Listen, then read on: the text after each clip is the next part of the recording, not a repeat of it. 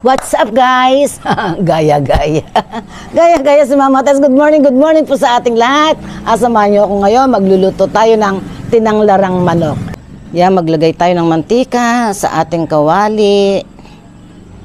Yan. Isa po natin yung luya. Yan.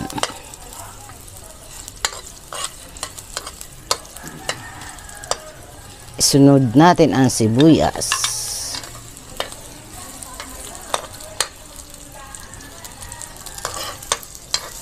Bawang. Pwede na yung puso ng saging, oh.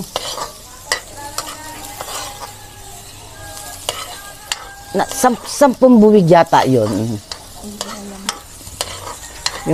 Yung aking tanim na saging, ayan, may puso na naman. Ang daming buwig. Ay, Ake, nagtinda ka na naman. Si Ake, pag may dumadaan na naglalako, ginagaya niya. Kaya yung ibang nakakarinig, akala nila umaalong-ung, pero hindi. Ginagaya talaga niya. Minsan parang nga nakakabigkas siya ng, katulad yung taho. Ayun yung gayang-gaya. Yun ang gayang-gaya niya. Yung, sabi niya. Gayang-gaya niya yung, tawag nung taho, pag sumisigaw na taho-taho. Ayan, sunod na po natin ang ating manok. Part po to ng wings. Alam niyo naman si Mama Tess, mahilig sa wings.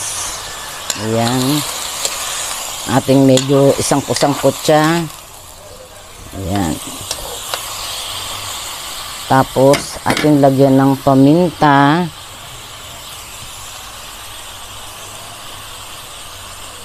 Yan.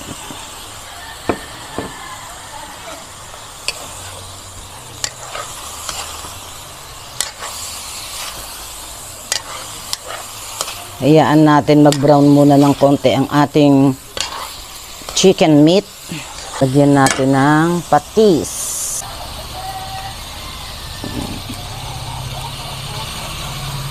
Yan.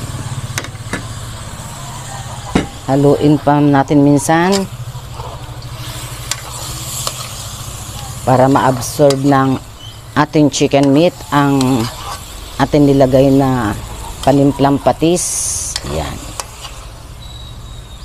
Tapos, lagyan na natin siya ng pinakasabaw.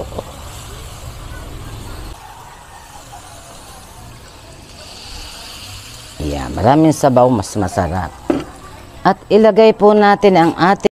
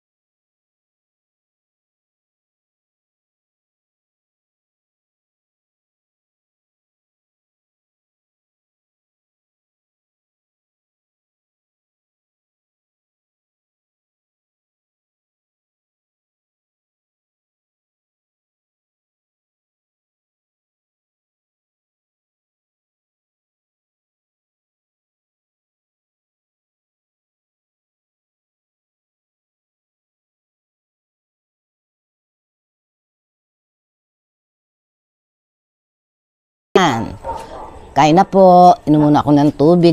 Ay, kasama ko pala si Chris. Nakalimutan mo. Nakalimutan ko. Kasi, nagugutom na raw siya kasi nakita niya yung mahilig siya sa tinanglaran na manok eh. Kaya sabi niya, naglalaway na ako, masagutom, kain na tayo. Wala akong sinabing ganun Hoy, sinabi mo yun. Grabe na lang ka. kutsara mo. Alin? Wala akong kutsara, nakalimutan ko kumuha. Pwede naman to eh. Tayo lang naman eh. Yan, magsabaw muna. Sarap ng sabaw, no? Ito, dried na chili. Tapos patis mansi. Sabaw pa lang. Oy, yung alaga mo nandito. Ayan sa ilalim. Sasampayan. Si Prince, nagiging makulit ngayon. Tanda na eh. Tsaka yung pang-amoy niya. Hindi na ganun kaan. May ilang taon na ba ni Prince?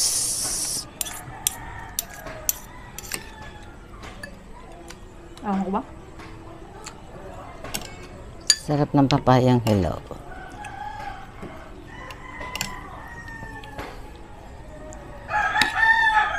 Papaya.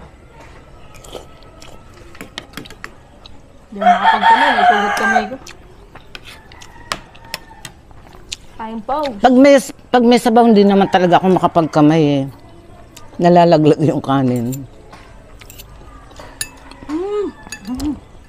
Sarap ng sabaw, no? Lalo na siguro kung native to.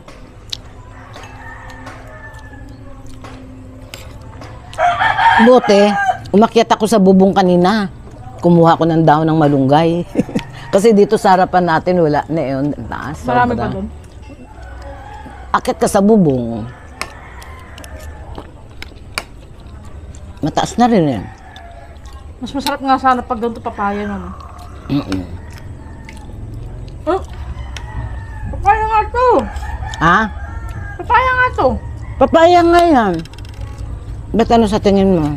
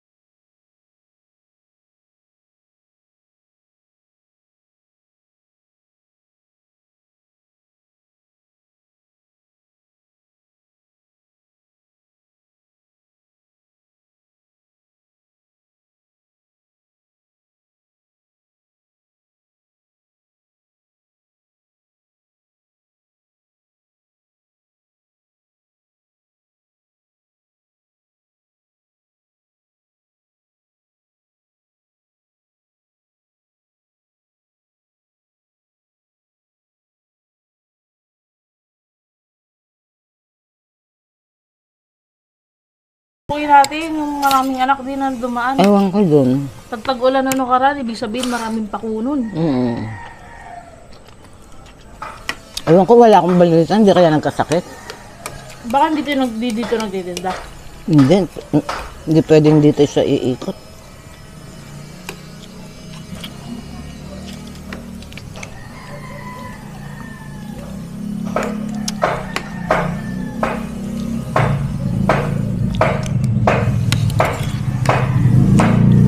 Lakas yung cellphone eh. Makain nga, hirap eh. Cellphone pa. Kaya Yun yung binibigyan ko ng grocery. Pagka marami tayong ayudang grocery, mga dati noon, di ba? wala ng papaya. Ito oh. Ako naman mas gusto ko malunggay. Healthy ang malunggay.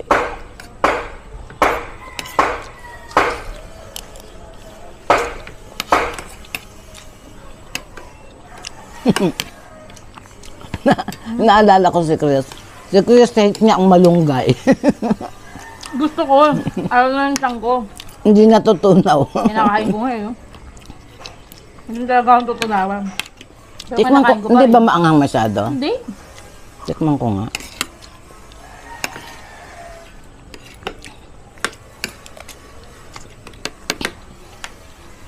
Kahit di panahon ng sili, mahal or mura yung sili. May sili kami. Basta patuyuin nyo lang, dried chili. Air dry o kaya sun dry. Eh pag binili mo sa grocery yung ganyang sili, yung dried, Mahal. mahal-mahal sa grocery niyan. Bilat mo lang sa araw yan.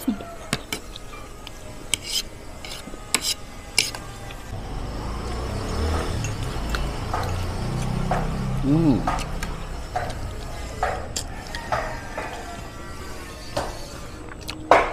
So talagang pakpak. Malambot na part ang pakpak kasi. Nako. Ito gusto ko. Yan.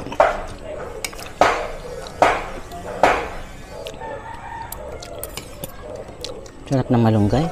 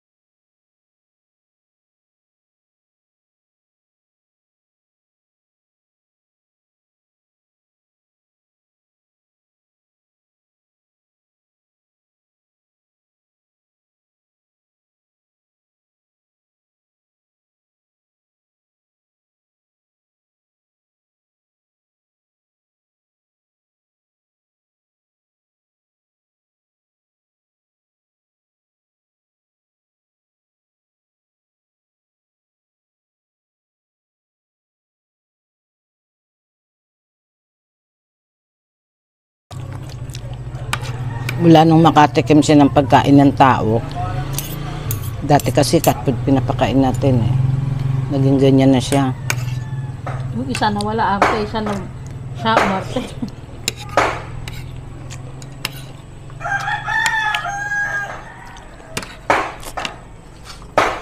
Si Chichi ang ano talaga. Wala ka masabi. Pinaka-the best na naging pusa namin si Mingming. Pangalawa si Chichi.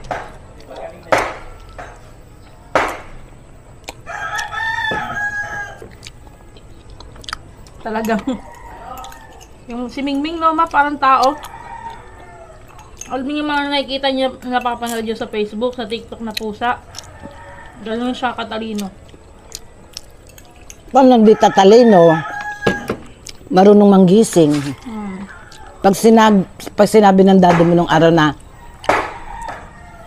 Ming, gisingin mo ako ng 5 o'clock ha. Magmamayaw yun sa bintana. Kakatok yan sa bintana kasi Yun sa sasakyan. kasi yung headboard ng aming kama nakatapat sa bintana. Akyat siya sa sasakyan. Kakatok siya sa may bintanang gano'n, no? Para maabot niya, meow, gagawin. Ayun. Automatic May yun. nalipatan tayong bahay. Alam niyo yung pinto, di ba kadalasan may bintana sa tabi? Eh, butas, basa. Kapag pinasok mo yung kamay mo, mabubuksan mo yung pinto. Sabi namin kay Ming, magbantay ka dyan ha. Di nga siya umalis dun. Nandun lang siya sa may bintana, katabi ng bintana sa loob Chinese cabinet namin. Tapos, walang susi. Pinadukot ni mama kay Don, yung kuya kong isa. Yung pinto. Pagpasok ng kamay niya, may nagkakagat. pero nung narinig ng kami yung nandun, tumigil siya. Tagal na po sa atin na yun, ma'am. Hindi, natuwa ako sa kanya. Natuwa ako. Kasi tabi po sa kumakain, marunong siyang umupo sa bowl. Nagulat ako nung makita ko, ba? Dito pala, kaya pala wala akong nakita nagkakalat na pupo.